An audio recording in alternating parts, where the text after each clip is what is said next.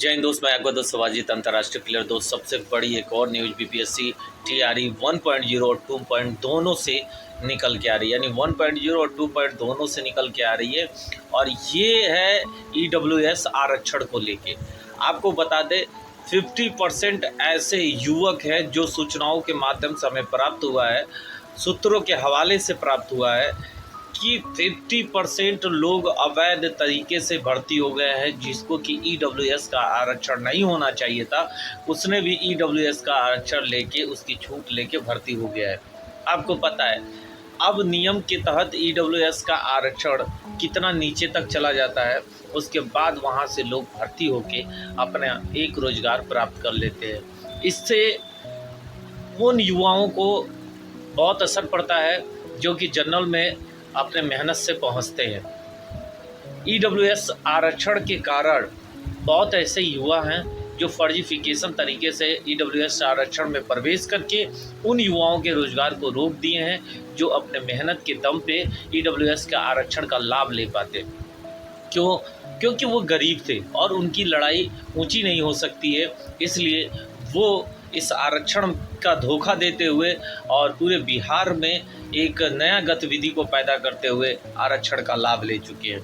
ऐसे ही OBC, SC, ST का आरक्षण अदर स्टेट के लोग ने लिया है, और अगर उसमें जांच हो तो जनरल कैटेगरी से जो अदर स्टेट्स के लोग हैं उन्होंने ईडब्ल्यूएस आरक्षण ओबीसी, एससी, एसटी में प्रवेश कर गए।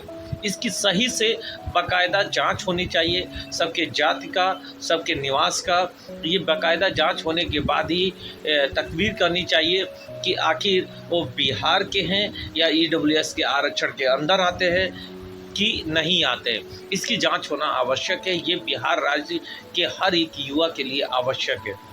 बीपीएससी में भाषा अर्हता को लेके लड़ाई जारी है, तो वहीं कोर्ट ने सेकेंड हेयरिंग के लिए बहुत जल्द बुलाया है और उसकी भी आपको सेकेंड हेयरिंग देखने को मिलेगी। लेकिन उससे पहले एक बर्बरता जो 55% के आसपास, जो सूत्रों के हवाले से पता चला है कि 50 से 55% के आसपास अदर स्टेट के लोग भर्ती हो गए। कोई बिहार का निवासी बन के भर्ती हो गया है, तो कोई पता नहीं किस आधार से उसको ले लिया गया है और बिहार में उसको रोजगार का अवसर दे दिया गया है।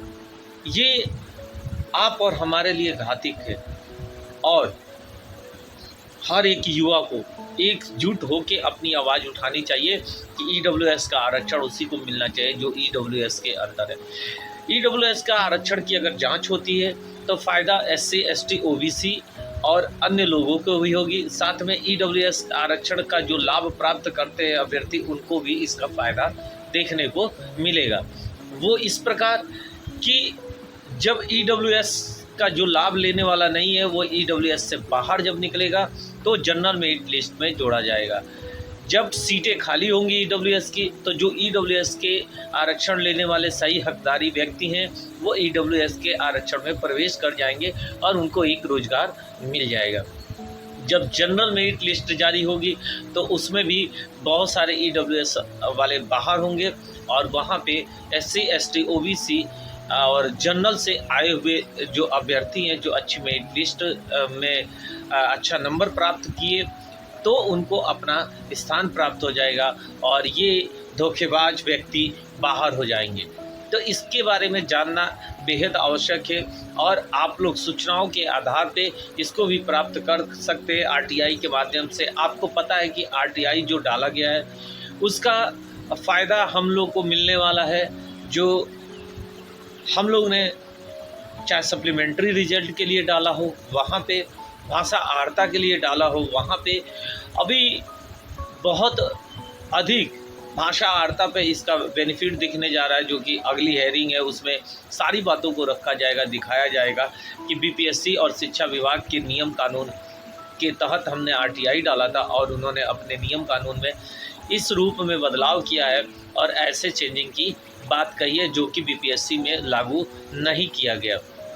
अभी एक और मुद्दा बहुत तेज़ी से वायरल होगा कि उर्दू और बांग्ला वालों को भी एक आरटीआई 100% डालना चाहिए कि क्या उर्दू और बांग्ला का टीचर हिंदी का पेपर हिंदी का पेपर दिला के उसको घोषित किया जा सकता है?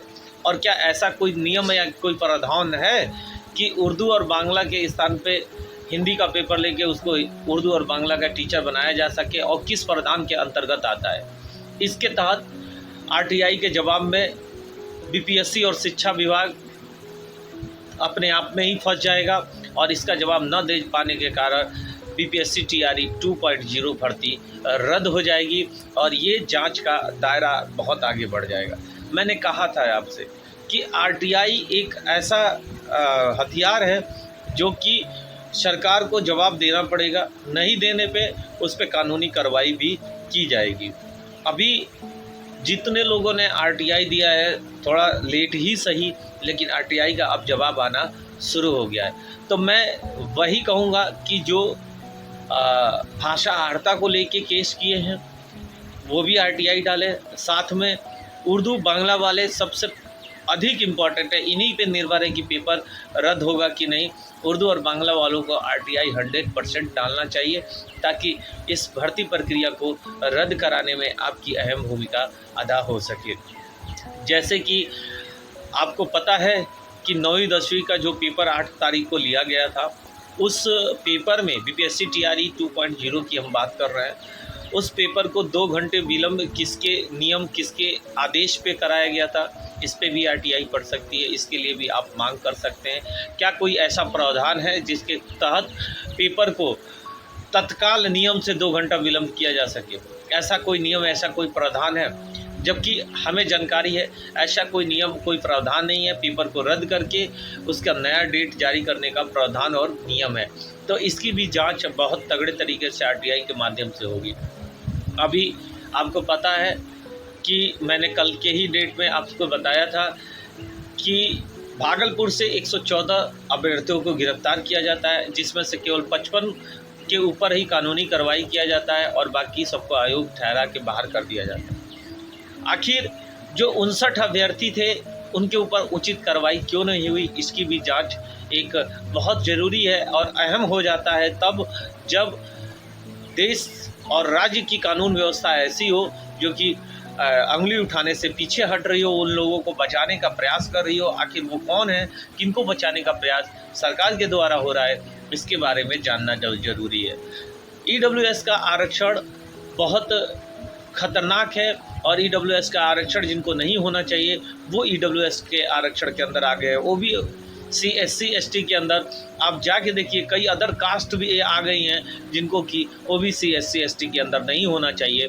इसकी भी जांच होनी आवश्यक है और शिक्षा विभाग को इस पे भी जांच करना चाहिए और उन अभ्यर्थियों की गिरफ्तारी करनी चाहिए जो कि अवैध तरीके से बीपीएससी को और शिक्षा विभाग को बर्बाद करने की कोशिश कर रहे हैं। हमें विश्वास है कि आप लोग अधिक से अधिक वीडियो शेयर करेंगे ताकि अधिक से अधिक नवयुवक हम लोग से जुड़ सकें और हम लोग की आवाज़ बुलंद हो सके। जय हिंद, जय भारत।